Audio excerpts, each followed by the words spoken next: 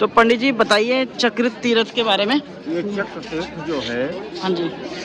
भगवान ब्रह्मा जी का मनोमय चक्र। अच्छा। इसको भगवान ब्रह्मा जी ने अपनी मन की शक्ति से उत्पन्न किया।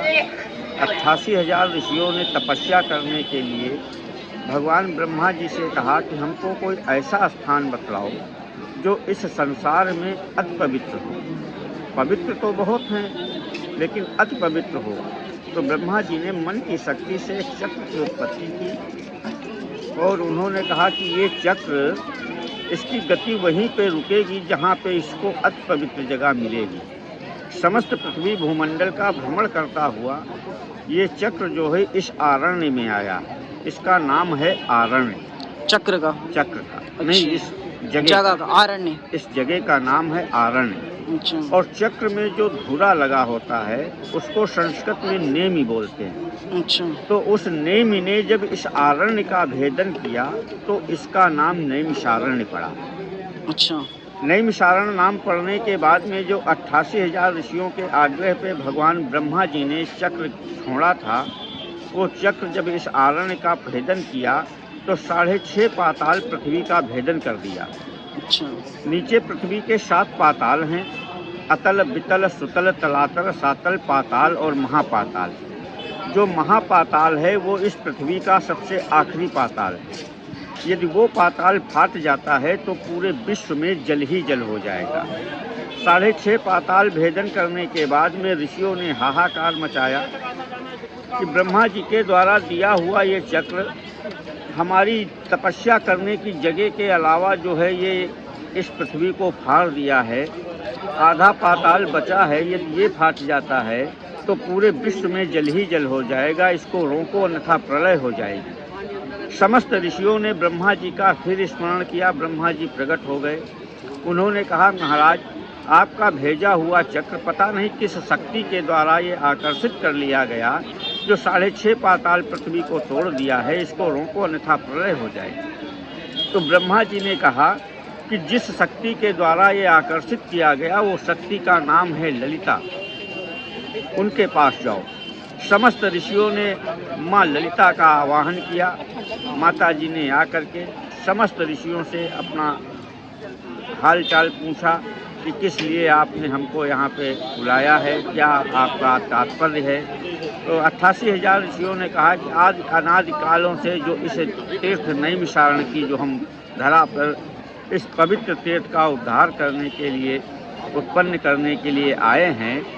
आगे भी द्वापर आएगा, त्रेता आएगा, कलयुग आएगा। कलयुग एक ऐसा युग आएगा जिससे मनुष्य पाप ज़्यादा करेगा और उसको पूर्ण और मोक्ष कैसे प्राप्त होगा। इसलिए हम इस तीर्थ की स्थापना करना चाहते हैं और विश्व कल्याण के लिए हमने ये यहाँ पे इस भूमि का अनावरण किया है। इसलिए हम ये चक्र जो गिरा है ये 6.5 पाताल पता नहीं किस शक्ति के द्वारा आकर्षित कर लिया गया है।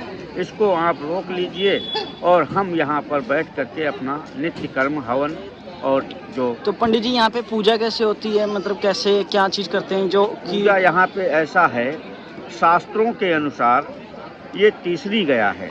तीसरी गया। अच्छा। मतलब नैमिषारण्य नाभि गया। अच्छा। चरण जी गया जी। अच्छा। और कृपाली गया बद्रीनारायण। अच्छा। शास्त्रोक्त के अनुसार ये माता पिता का पिंड श्राद्ध क्रिया जो दया किया जाता है वो नैमिषारण्य की भूमि पे ही किया जाता है। अच्छा। यहाँ से पिंडदान जो होता है पितरों का, उनसे पितरों के पेट का अनावरण होता है। यहीं से पितृ को पेट भरता है। पितृ जो है भूख से तृप्त हो जाते हैं। अच्छा। और एक योनि होती है प्रेत योनि, जिस योनि में मनुष्य का जिसे कर्मकांड अच्छा नहीं होता है, जिसके पूर्वजों का जो कर्मकांड अच्छा नहीं कोई संतान करती है तो वो प्रेत बन जाते हैं। तो उस प्रेत योनि से छुटकारा पाने के लिए नैमिषारण्य में जो पिंडदान अपने माता पिता, नानी नाना, दादी बाबा का करते हैं उससे उनको प्रेत योनि से भी मुक्ति मिलती है और पितृ योनि में जाकर के वैकुंठ को प्राप्त होने के लिए उनका मार्ग प्रशस्त होता है। अच्छा पंडित जी, जैसे ये लोग नहा रहे हैं यहाँ पे, तो इस चीज़ का क्या महत्व है? स्नान करने का महत्व ये है कि ये सतयुग का तीर्थ है। सतयुग का तीर्थ है। सतयुग का। अच्छा। सतयुगे नैमिषारण्य त्रेतायाम च पुष्करे।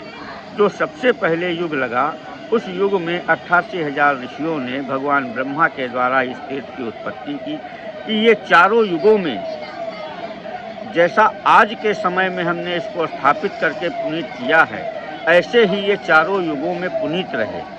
जो भी मनुष्य बाहर से आकर के कोई पाप करता है, कोई दुराचार करता है और इस तीर्थ में आकर के तो उस पाप से उसको मुक्ति मिल जाए, इसलिए इसका नाम नैमिषारण्य तपोभूमि। अच्छा पंडित जी, मैंने सुना है जैसे कि एक कथा के अंदर कि जैसे विष्णु भगवान जी का जो वो सुदर्शन चक्र है वो यहाँ पे गिरा था, तो उसके तो वो उसका नाम रखा गया था नैमिषारण्य। चक्र तो भगवान विष्णु के ही पास है। हाँ। लेकिन ब्रह्मा जी ने उसको अपने मन की शक्ति से उत्पन्न किया था। अच्छा। भगवान, ये चक्र भगवान विष्णु का ही है। अच्छा। विष्णु के अलावा किसी देवता के पास चक्र नहीं है। हाँ। लेकिन जब 88,000 ऋषियों ने ब्रह्मा से कहा कि तो सृष्टिकर्ता भगवान ब्रह्मा है, जब सबसे पहले सृष्टि का सृजन हुआ है उसी समय का ये तीर्थ है।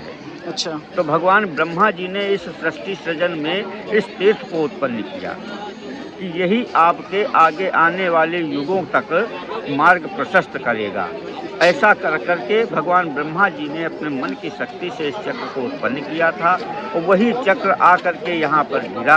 गिरने के बाद ये 6.5 पाताल का। तो पंडित जी मैं पूछना चाह रहा था, यहाँ पे जितने भी श्रद्धालु आते हैं तो सबको नहाना चाहिए? हाँ, स्नान करने का कि उनको कि जो पित्र का वो नहीं ऐसा कुछ नहीं करने चाहते हैं। नहीं ऐसा कुछ नहीं। यहाँ पे हर प्रकार का मनुष्य आकर के स्नान करता है। स्नान करता है और स्नान करने का ही विशेष महत्व है, क्योंकि ये सतयुग का तीर्थ है।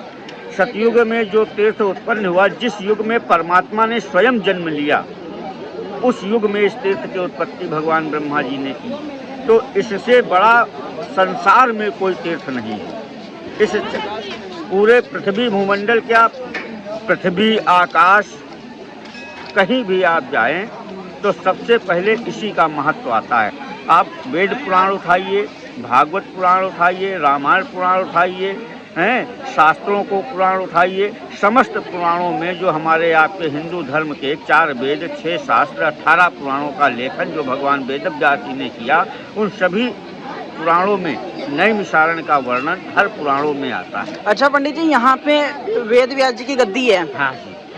तो वहाँ पे बताया जाता है कि यहाँ पे वेद व्यास जी ने अपने पुराण वगैरह जो थे वो लिखे हैं। और जो बद्रीनाथ में है वेद व्यास जी का मंदिर, वो दूसरा है। तो वहाँ पे भी लिखे थे, यहाँ पे भी लिखे थे? लिखे यहाँ पे, यहीं पे लिखे थे। लिखा यहीं पे, केवल अच्छा। यहीं पे लिखा। अच्छा। यहाँ पे लिखने के बाद में वेद व्यास जी ने जो 4 वेद, 6 शास्त्र, 18 पुराणों को लेखन किया और सर्वप्रथम श्रीमद् भागवत, जो आज हम आप सब लोग भागवत पारायण कराते हैं, वो सर्वप्रथम वेद व्यास जी ने यहीं पर बैठ करके 88,000 ऋषियों को श्रवण कराया था। नहीं, तो जब वहाँ पे वो जब बताते हैं कि जब वेद व्यास जी लिख रहे थे और गणेश जी को जो सुनने में वो हो रही थी, दिक्कत हो रही थी, तो सरस्वती जी को दिया था श्राप, वो तो वहाँ पे लुप्त हो गई थी। हाँ, लुप्त हो गई। तो उसका चीज़ मेरे को बताओ। जितने वर्ष तक यहाँ पे 88,000 ऋषियों ने तपस्या किया, उतने वर्ष तक वेद व्यास जी ने यहीं पर आकर के समस्त पुराणों का लेखन कर दिया। उसके बाद में जब उनका वो पूर्ण हो गया यज्ञ, तब उन्होंने श्रीमद् भागवत कथा समस्त ऋषियों को बैठा करके सुनाया। श्रीमद् भागवत कथा पूर्ण हो जाने के बाद में 88,000 ऋषियों ने कहा कि आने वाले समय में मनुष्य के पास, किसी के पास पैसा नहीं है, किसी के पास समय नहीं है और फल चाहता है कि वो भागवत के बराबर उसको मिले। कोई ऐसा छोटा सा उपाय बतलाओ जिसके करने से मनुष्य भागवत न सुन करके और भागवत के बराबर फल की प्राप्ति हो जाए। तब उन्होंने क्या किया, भगवान सूत जी को बुलाया। अच्छा। समस्त ऋषियों के अधिष्ठाता भगवान सूत जी को बुलाया कि सूत जी, ये भागवत कथा हमने श्रवण कराई और इससे मनुष्यों को आने वाले समय में व्यस्त रहते हैं, समय नहीं, पैसा नहीं और फल ये चाहते हैं भागवत के बराबर, तो यहीं पर बैठ करके आप श्री सत्यनारायण व्रत कथा को समस्त ऋषियों को श्रवण कराइए और ये डंका बजाइए कि आने वाले समय में कोई भी व्यक्ति जो अगर नैमिषारण्य तीर्थ में आता है, भागवत नहीं करा सकता है, तो सत्यनारायण व्रत कथा करा देगा और सत्यनारायण व्रत कथा सुन लेगा तो उसको श्रीमद् भागवत कथा के बराबर फल की प्राप्ति हो जाएगी। ये नैमिषारण्य नाभि गया है और तपोभूमि इसको बोलते हैं कि यहीं पर बैठ करके 88,000 ऋषियों ने सहस्रों वर्ष तक तपस्या किया। जितना भी आप यहाँ पर मन वचन कर्म से आकर के सच्ची आत्मा से यहाँ यदि आप तपस्या करते हैं तो ये यहाँ के भूमि का प्रमाण है कि यहाँ पे जो तपस्या लोग करते हैं उनको शक्ति प्रदान हो जाती है। ठीक है, तो चलिए पंडित जी यहीं पे एंड करते हैं।